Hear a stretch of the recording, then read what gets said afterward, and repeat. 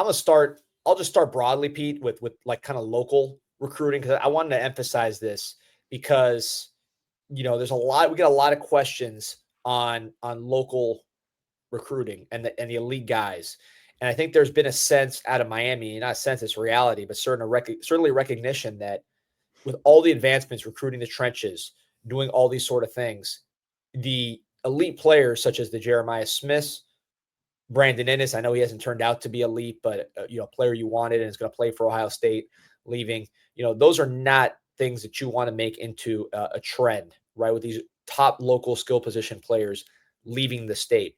And Miami really, really wants to reverse that trend and put it to bed. Obviously, Calvin Russell visiting this weekend at wide receiver from Northwestern. I'm told extremely high priority. No surprise there, but he is not dependent on anybody else. You could add, Randy Moss to this class. You're taking Calvin Russell no matter what. And you're pursuing him hard no matter what, because it's one thing take and it's one thing to, prioritize and pursue hard in 2025. So Calvin Russell is a major, major priority visiting this weekend. Not a surprise, but I mean, again, that was emphasized, underlined, an exclamation pointed to me. The one name, Pete, that we've talked about a bunch, I know you love, that and he's visiting next weekend, not this weekend, but he's continues to be a extremely high priority, Jason Lopez. We get a lot of questions. We talked about him yesterday, and I heard his name unprompted in discussions yesterday as listen, we think we're going to get a great chance at Vance Spafford, the extremely speedy slot receiver from California, reminds me of Tank Dell. But, that doesn't mean anything about Jason Lopez. Jason Lopez is a very, very, very high priority no matter what, and they want him bad. So that was emphasized to me yesterday. He's visiting next weekend, not this weekend, but that was something that caught my ear. And then Derek Cooper, the other kind of elite skill position guy here in South Florida. I continue to like the Canes there. I know that was exactly your question, Pete, but I wanted to get to that because that was my biggest takeaway from my discussions was, Miami does not want to see South Florida addresses or hometowns under players making plays for playoff teams. And Calvin Russell, Jason Lopez, Derek Cooper, there's a tremendous passion and urge to get those guys under get them here. Yeah, when you talk about, I mean, we've heard this discussion with Keys and Russell, right? And I think there's been some sentiment like if you get Keys, you don't need Russell. And I think that's kind of what you're saying. And I think our guess has been, man, if you get one of Keys or Russell, if one of them commits first, the other schools that are recruiting them are going to really probably play up the fact that, look, you're going to be our guy in this class at receiver sort of thing. So that's where I think it makes it tough to land both. But obviously what you're saying is Miami wants both and is not going to be affected by, you land one of them first, potentially. It's not going to make you say, well, we already have this one guy in the class. We can kind of scale it back on the other. Yeah, exactly right, Pete. And we speculated, me and you, like, hey, it's just hard to get two of those kind of guys. So like, I'm not personally like saying, hey, I think we'll get both because you did this at offensive tackle a couple years ago with Francis and with Sampson. Right. And listen, we're not going to play. Don't look at the result necessarily. Look at what it was when both of these guys were coming in here. They were highly, highly sought after in terms of financials, in terms of the programs that were after them at a premier position like offensive tackle. So obviously it's a bit different in this case, but I think that's the closest comparison you could have in terms of landing two elite guys at the same spot in the same class. Yeah, exactly. There's a difference between like kind of what we project and what we anticipate or just being around the game and trying to, bet on it, I guess, from our seat versus what the goal is inside the building. And it was very much emphasized to me that, hey, Russell, Keys, Lopez, we want these guys bad, and it's separate from anything else that's going on. So that really caught my attention. EJ is asking about Brandon Bennett because we talk about local players. Brandon Bennett, the elite speedster, 100-meter sprinter for American Heritage that committed to Florida State. I just don't think he's valued in the same realm as those other guys. He's very fast. I saw him in person at the state championship game against Orlando Jones. He returned a kick for a touchdown. I mean, the speed is real. Probably not as good of a wide receiver as other people. Like, for example, Lopez is just a better receiver, probably better athlete aside from the speed right? Just the coordination and movement. Lopez is just more athletic, but of course, Bennett has more speed. That's pretty important. But I think the fact that Bennett committed to Florida State tells you, probably not valued like some of these other guys. And that's not even a shot at Florida State. I mean, it is a shot, but it's also true. I mean, that's what it is.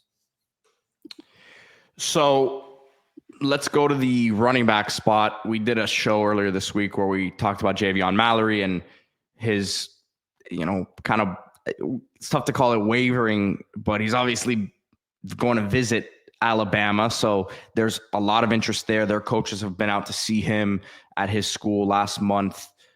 So that situation kind of times up here with Jay Lamar coming in from Colquitt County. I mean, is that kind of like a potential flip situation there in terms of, look, if Mallory goes over here, that helps Miami's chances with Lamar? I think Lamar's kind of independent as far as I don't think he's looking at what Mallory does. I think it's more about, if you're looking, we're looking kind of thing. Miami wants Mallory. You talk about local players. Mallory from West Boca, someone Miami wants to have in the class.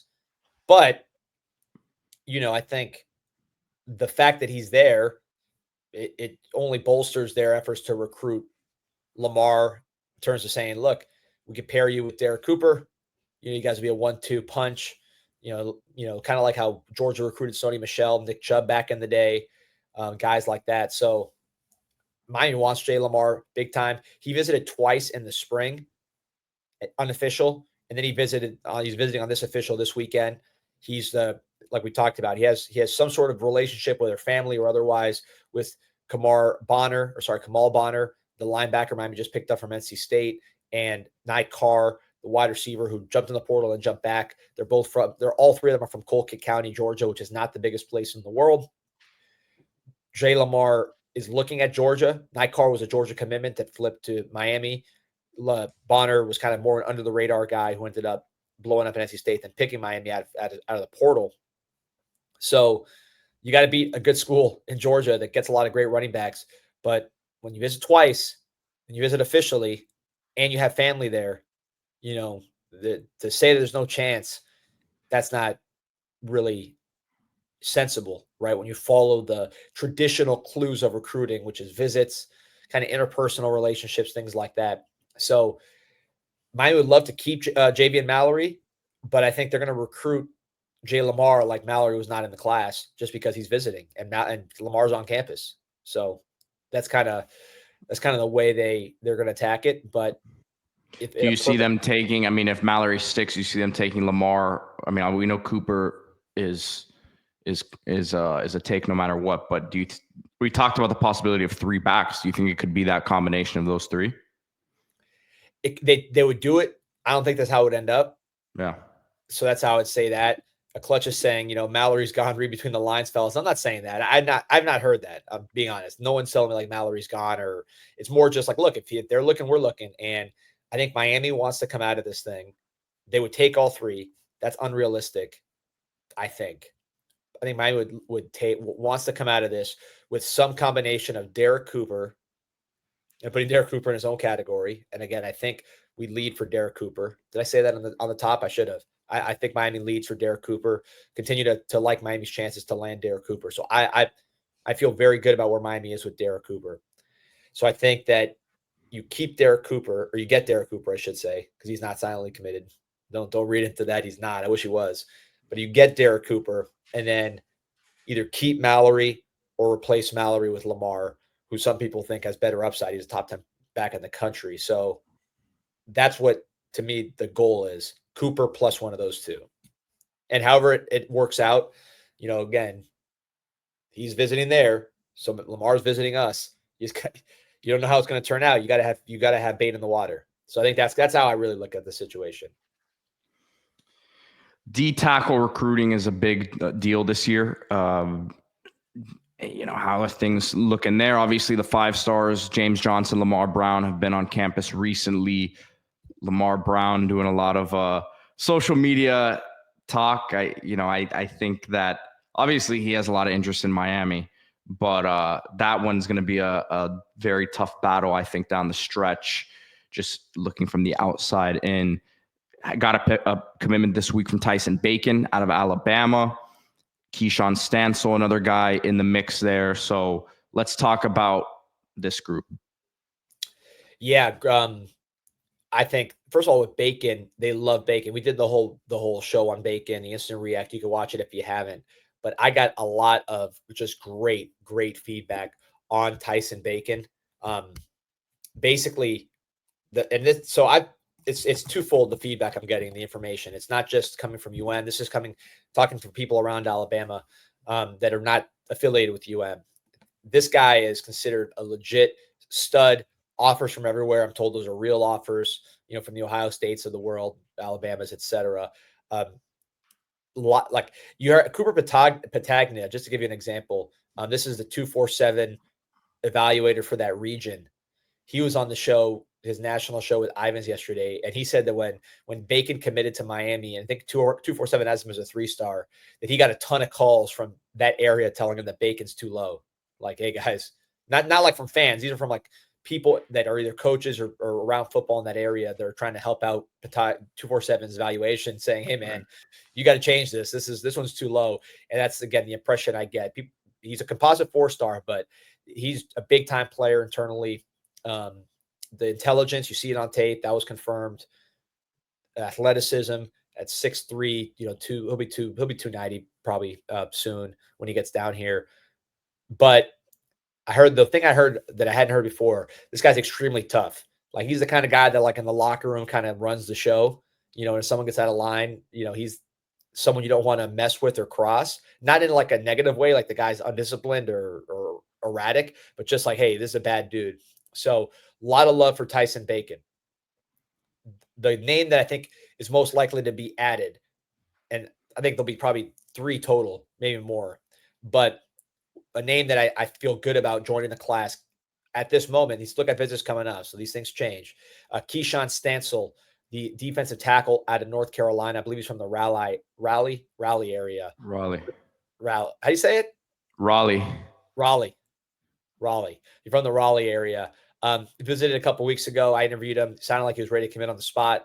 4-star defensive tackle. Another guy, quick, athletic, penetrator, big time visits. Penn State's in the mix there. Clemson. So this is a highly recruited blue chip tackle. You see the first step quickness. First step, man. First step. That was my words that I was going to use. Yeah, man. So and similar size to Bacon. I mean, I've seen them both up close when I interviewed them for these visits, and they're about the same size. I think they're going to be in that 290, 300 pound range, but very athletic and quick. So it's interesting. That's the direction we're going. I think is more, still you're getting blue chip kind of southeast defensive tackles, which is what you really want in the in general. But quick guys are a priority here, and I think that's what look at the athleticism here running this guy down, man. These are 2 really good athletes. Johnny Lagoon's go ahead. Yeah, I was going to say Johnny Lagoon kind of makes that observation. He says, but isn't Stansel the same size as Bacon? Are we looking for huge space eaters? I think you always want size, but you want athleticism and penetrating. I think this defense, and I've heard this from multiple people, is probably more similar to Manny's defense than people think, meaning Corey Heatherman's defense. I see just more physicality in Manny's defense. Manny had these guys really kind of avoiding blocks, slipping blocks, where Heatherman will have much more kind of run through, right, or take on in the game. But he still wants athletic guys making plays behind the line of scrimmage. I think you're seeing that with the defensive tackles Miami's targeting. We'll get to the kind of highest rated guys, because Bacon and Stansel are composite 4-stars, but we'll get to the highest rated guys here in a second. But I think overall, you're looking at guys that can get in the backfield and make plays with athleticism. So let's keep it moving here. Sorry, I'm looking at some of the questions we're getting, and a lot of these questions, guys, we're going to get to here in the next few minutes. So yeah, well, let me finish defensive tackle, Pete, real quick. But before that, we're getting a lot of comments about Bacon, a lot of comments about breakfast in the comments. I'm seeing the bacon emojis. If you want to get breakfast, you want to get lunch, you want to get dinner with the absolute finest Cuban food on the planet, Islas Canarias Express, right there in the heart of Dayland Mall, the Dayland Dining Pavilion. the original restaurants, I mean, you're talking about 40 plus years serving Miami, winning every kind of award there is, the gold standard in Cuban food. If you know, you know. Now you can get all of that right there, conveniently located at the Dayland Mall Dining Pavilion. 7 different types of croquetas, breakfast pastries, dinner items, grab and go, anything you want, you got at Islas Canarias Cuban Express, plus desserts, man. Sweet tooth, you got that. They'll take care of you. Want to be full for a month with some steak. They'll take care of you there. Just something quick on the go. They got that as well. Of course, all kinds of Cuban coffee to get you going on this Friday morning. Appreciate you, Joe. You same to you. Keep working. Love what you do. So let's get to the 5 stars, right? Yeah, so we're talking about Lamar Brown and J.J. Johnson, James Johnson. So Lamar Brown from Baton Rouge, James Johnson from Fort Myers. Miami's still in the mix with both of these guys, right? These are big ticket items. I think the goal would be add a stencil and then add one of these guys right to the mix.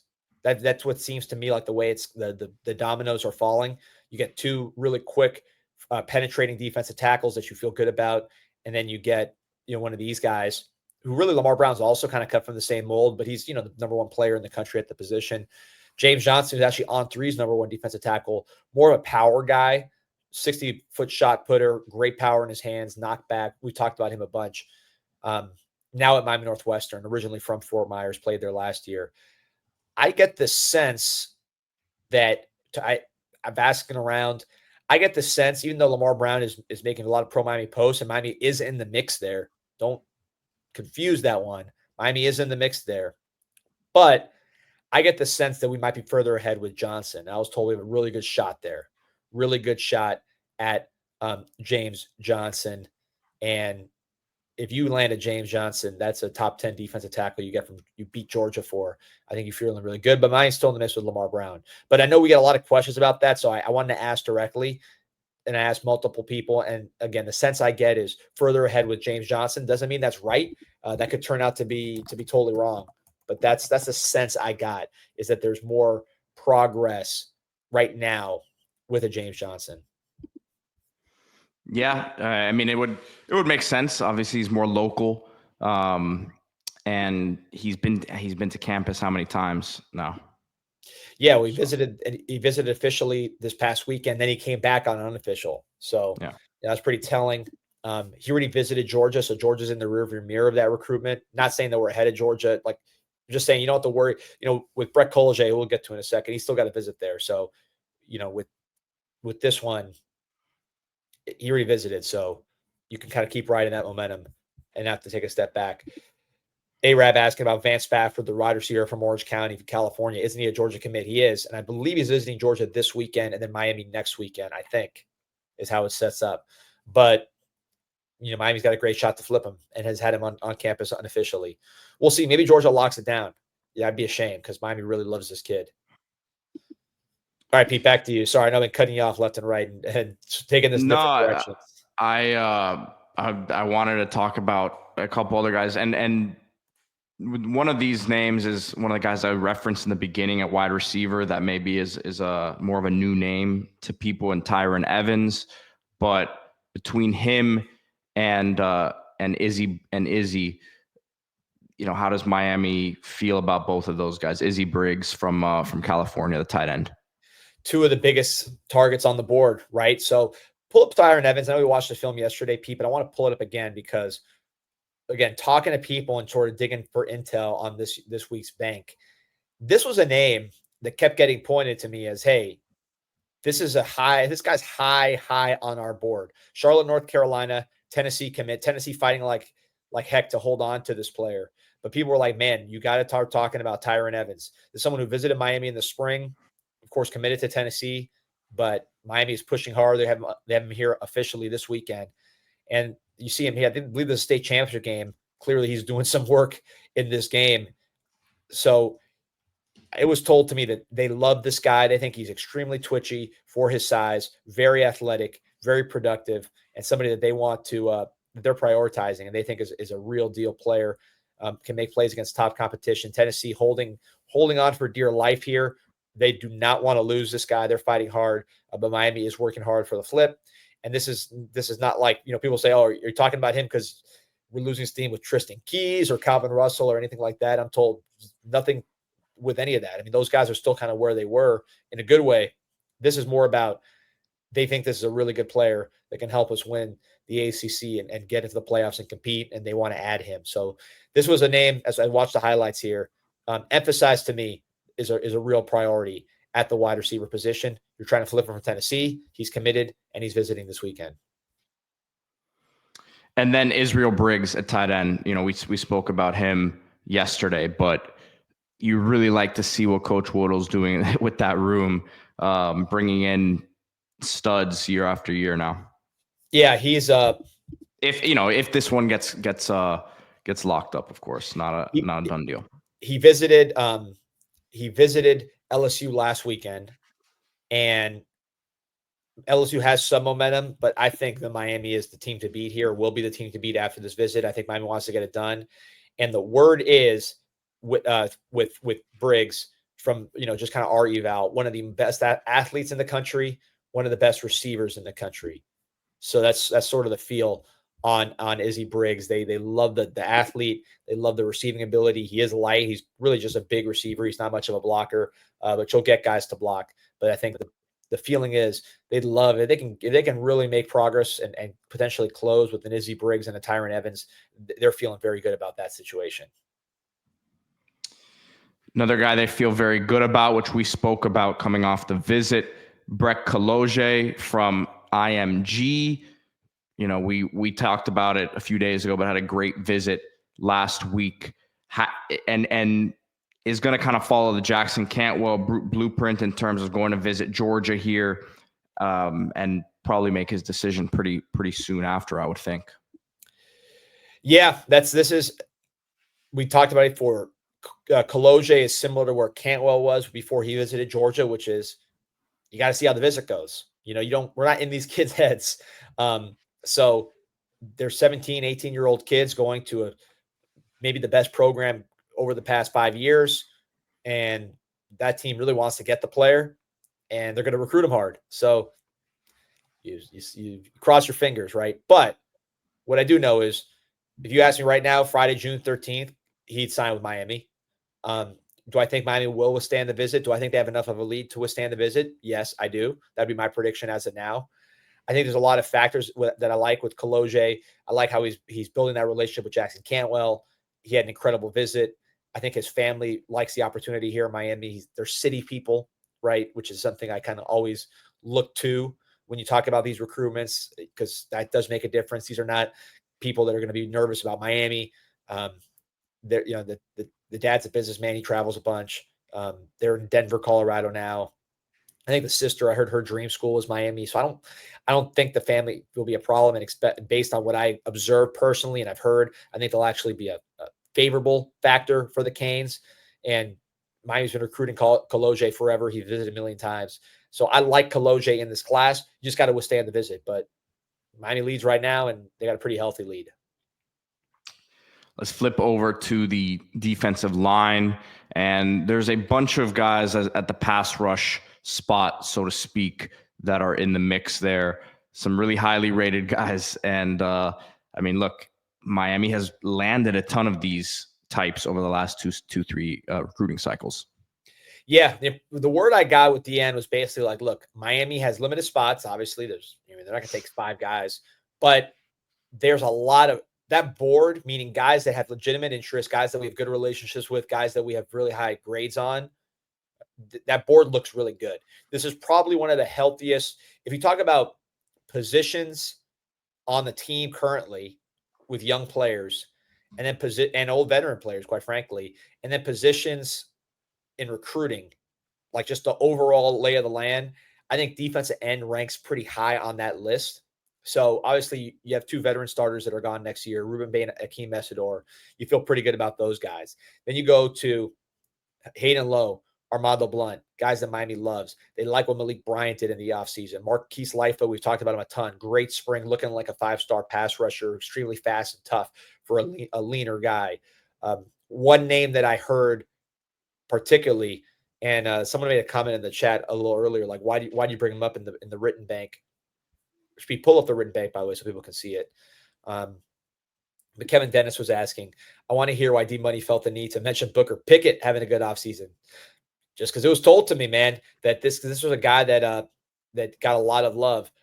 The Booker Pickett, who Miami signed last year, of course, the brother of Cannon Pickett, who just committed, is really having a nice offseason. It looks like he's going to help us as a pass rusher. So, I think that is just a guy that was catch people's attention, right? And people think is going to be a factor along with Marquise Lightfoot and all those other guys. So there's a lot of love for the current room that's not in lieu of what's happening in recruiting.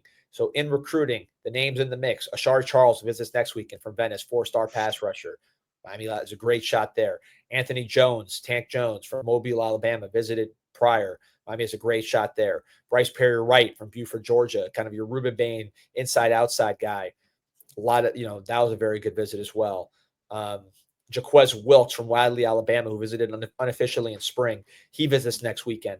A lot of good feelings with him. Jason Taylor visited in the spring evaluation period. So that's a name that doesn't get talked about a lot, but big-time player, top 100 player in the country. A lot of love there. Who else did I put in that write-up? You didn't mention, Bryce Perry Wright. I don't know if you just said anything about him. But you did not mention Daniel Norman. He's someone as a developmental type that we've mentioned before as someone that they were going to monitor potentially as like a more of a late bloomer. Yeah. Is that still accurate? Yeah, I think that's right. Continue to watch him. I think he does have talent. I think he could be one of those guys that by October, me and you are screaming, got to get Daniel Norman, got to get Daniel Norman. Don't let him go to Oklahoma and be a Nick Benito. But those guys that I put in that post were more the big ticket items that you're fighting off elite teams for. So I think Miami's defensive, I'd be shocked. I want to say shocked strong, but I would be surprised, certainly. I'm not shocked by anything in big time recruiting with NIL, but I'd be surprised if Miami didn't land a bunch of these really good defensive ends. A couple of them, let's say. Anything else at D-line you want to talk about? Nope. I think that's where that one's trending. All right. So safety, Blake Stewart. We've talked about him a ton. I think even yesterday we were talking about his film. Really, really good football player. Has been here a couple times in the last few months. And Miami actually went to go see him in Atlanta. So where do they stand with him? Is he someone who will be here this weekend? Major priority.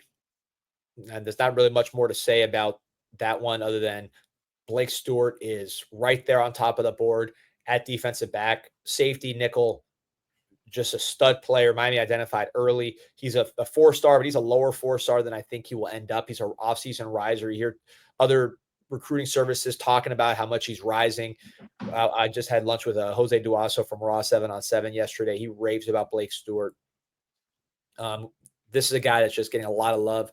Clemson, Michigan teams that produce first-round defensive backs, top 100 defensive backs. So that's what you're fighting against for Blake Stewart. He visited Clemson already. I believe Michigan's coming up, but big-time player and visited twice in the spring. Like you mentioned, P, we went and saw him in Atlanta on top of that. Now in OV, you want to get that one done. Major priority. If you're circling guys on this weekend that are major priorities, I put Blake Stewart right there at the top of that list. He's a major, major priority. All right. We've been getting this question from Jose in the chat for a while, asking about the next guy we're going to talk about here, and that is Jamaal Garrett at linebacker. There was some talk about him coming in for an official visit. I think he was actually slated to come in. Doesn't look like that's happening anymore, though, D, right? Yeah, and this one, I mean, look, I can tell you what I'm told, and I can tell you what I think. I'm just told they're working through some stuff. He was supposed to visit. He may visit in the future. We'll see. This is my personal take now. This guy's been in a ton of schools. The visit's kind of been up and down. I'm not holding my breath, but I haven't been told that. That's just me kind of opining. Seems like just a weird recruitment, weird process. And in my experience, seems like a recruitment that we've dealt with one too many times over the years. Yeah, like I'm talking about like yeah. What did Romello Hyde text you when you said he was going to? No, what happened was it was when I was on a little bit of a Twitter rampage against Manny Diaz and the former regime, and then he DM'd me and he was like how dare you talk about my coach like that, something like that. It was, and then obviously it was a funny recruitment there. He's been, and hey, listen, he's still playing, making a lot of money now at Texas Tech, so good for him. Yeah, he's right. He made a lot of money at Texas Tech. Unbelievable. It's good to be a pass rusher in the NIL era. I'll tell you that, because he's really not that good. Although I remember we did that transfer video on him when Miami was looking at it. People were like, "How could you even be talking about Romello Height? What's wrong with you?" And now the guy's getting paid a ton by Texas. He's getting paid like $2 million, $2.5 million this year. Insane. So 904 is asking, is there anyone on the radar who's committed somewhere else? It could be a last minute flip. I mean, it's June, so the last minute is December. So I think it's too early for that. And this is a good transition, though. You're talking about guys that are committed elsewhere that could flip. Let's go to JJ Edwards and PC. We pull up his video while we're talking about him. So JJ Edwards is a linebacker from Orlando. Miami liked him in the spring evaluation period, offered him. He visited unofficially, committed to Rutgers like a week ago, which surprised some people. Rutgers does a good job evaluating. In my experience, that's why they always have pretty good defense. Just took Motori from them at linebacker. You want to see his spring ball highlights? Let's see a spring ball. I haven't seen those yet. Let's see what he looks like in spring. Hopefully these are good. I haven't seen him. So they're pretty short, but it's a one game thing. But either way, it's a more updated look at them, and then I'll put the other ones on after. So like Kevin Dennis said, Edwards killed it at the Under Armour camp. He did. He moved well, covered well, tested extremely well. I think he was in like the 4.6 range, maybe 4.5. Needs to put on a little bit of weight, but frame I heard is enough. And it's just, physical traits are there, and the film looks good. And they think this is a rising player. There you see him closing the ball a little bit. So, the idea is rising to the level of a Kellen Wiley last year. Well, Kellen Wiley was so unique in his body. I mean, that guy would look like a 5-star. We beat Texas for him. But yeah, this guy looks good. Watching these highlights, he looks like the kind of guy. Maybe it's because he's wearing the Rutgers colors. You could see this guy making plays for Rutgers in the Big Ten, and you're like, okay, why do our linebackers not play like this? The speed is. These are good one game highlights here, and a lot of stuff of him in coverage. I gotta say, a lot, and he did that at the camp, and he's fast. I mean, he ran a pull up. Let me pull up his exact times instead of just speculating, but he ran a very good time in the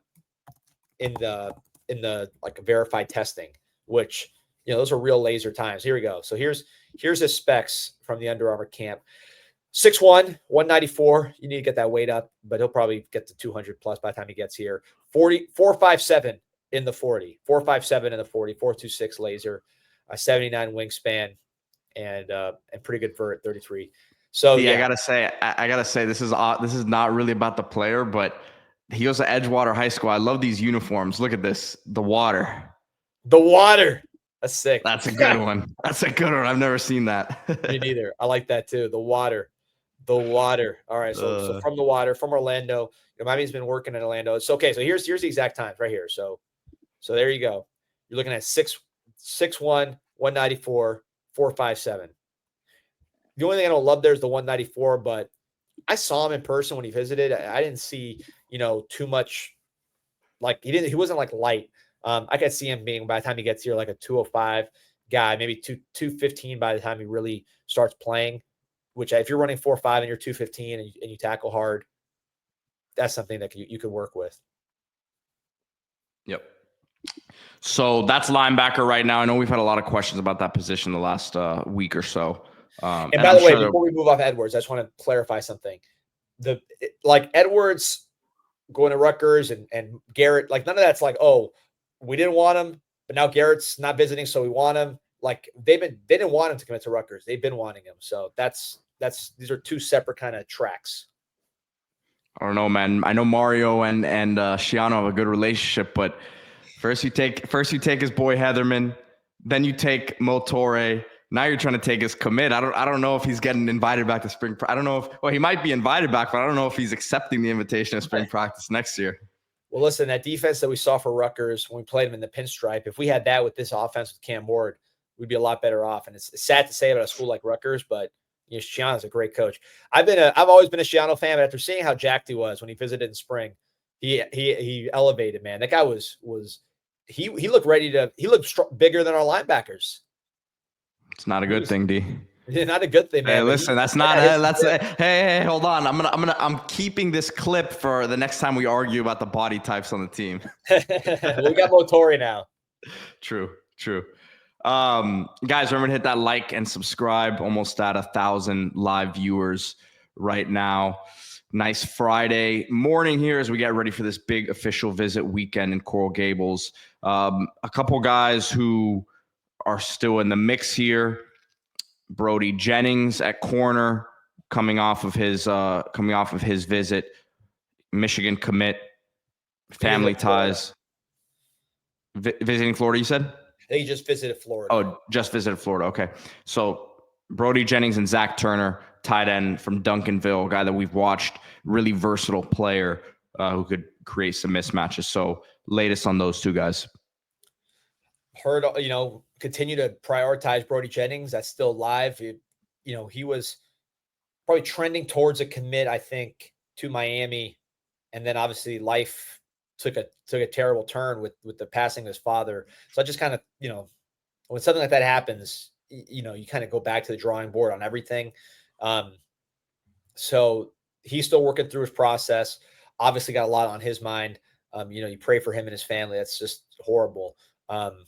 But I mean, the player is someone Miami loves, and there's a lot of mutual interest. And I think Miami would love to add him to the class. And nothing has changed with respect to that one. Zachary Turner, a tight end that we've talked about from Dallas, Texas area, kind of that H-back, 6'2", 225, but super productive, very good football player. Miami was worried about Southern Methodist really making a move because he's from Dallas and he visited there, and I'm sure they did make a move, but that's not done, right? So Miami's still in that battle after the SMU visit, so we'll watch that one, see where that one goes. But I think I asked about that. Did that go away from us? Heard no, it did not. So Miami's still right there with the Zachary Turner, and we can see where that one goes. But that remains a player to monitor, along with Izzy Briggs, who Miami would love to flip here. And then wrapping this bank update up, 3 guys who were on campus last weekend: Zion Robinson, or I don't know why I said last weekend, coming on campus this weekend: Zion Robinson, Cortez Redding, and Kosi Barnes. Yeah, names Miami's monitoring, really. So Zion Robinson, the receiver from Dallas, Cortez Redding, the safety from Atlanta, both guys visited this offseason, so they have some familiarity. Miami's continuing to kind of feel them out, see where they're at. Those are not as far along. And then Kosi Barnes, the corner from Charlotte, from Greensboro, North Carolina, who we talked about on yesterday's show. Long, athletic corner. They like the film. They just don't know much about the kid, right? And here, my experience with these guys, Pete, as we talked about on the show, when there's guys that have not visited a lot and Miami has not seen in person, they just like the film. They say, you're worth an official visit slot. Come take a look. Let's feel each other out. I've seen these visits say, they visit and then they kind of, this happened a little bit earlier in the process with some guys where they'll visit a Miami will say, yep, no, not for us. The other side of it is sometimes these guys will visit and Miami will be like, man, this dude looked like a pterodactyl, great family, great kid. He's top of our board after seeing him in person. So I've seen it go both ways. We'll see where it goes with Kosi Barnes. I put that one in the just TBD category because you haven't seen him yet. But given how good he looked on film and his size, I wouldn't be surprised if they see him and they say, man, okay, this guy's top of the board priority. But you have a lot of names at corner. You have guys that you like committed, plus Brody Jennings, who we've talked about as a big priority. Samari Matthews remains one of those top of the board type players overall. Super fast, long player, also from North Carolina. Miami's doing a lot of work in North Carolina between Camden Portis from Charlotte, Tyron Evans from Charlotte, Samari Matthews visited a couple weeks ago from Charlotte. It's a Texas-Miami battle and some other schools. This guy here, Kosi Barnes from Greensboro, North Carolina, Keyshawn Stansel from Raleigh, North Carolina. So you got a lot of guys from North Carolina. Miami's doing some work there. NC State's not really recruiting very well. Bill Belichick has done some things in recruiting, but that's kind of a weird situation. So Miami obviously sees an opportunity to go into North Carolina and do work. Clemson, their class kind of is what it is at this point. They usually loaded up pretty early, so you don't expect them to be as much of a factor coming out of their big official visit weekend. South Carolina doing a great job recruiting the Carolinas. You got to battle them, but and then other schools recruited NC as well. But Miami's seems to be making a pretty concerted effort in the Carolinas.